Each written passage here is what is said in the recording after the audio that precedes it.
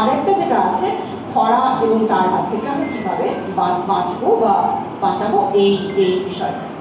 এখানে আমি professor Das already আপনাদের বলেছেন যে এই যে খরা পরিস্থিতি তার থেকে আমরা কীভাবে বাঁচবো এইটা যত না ইম্পর্টেন্ট। আমরা ধরুন দেখা গেল উনি যেটা বলেছেন যে আমার বৃষ্টি দরকার, আমি ক্লাউডটা সিট করে নিলাম, আমি একটা কেমিক্যাল স্প্রে করে দিলাম, আমার যতটা জায়গায় দরকার আমি বৃষ্টিতে নিয়ে নিলাম।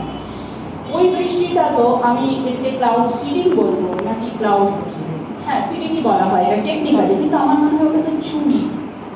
ওইটা তো রিয়ালের এখানে পাওনা ছিল না, যে জায়গায় ওটাকে সিট করা হয়েছে সেটা তো অন্য কোথাও হওয়ার ছিল।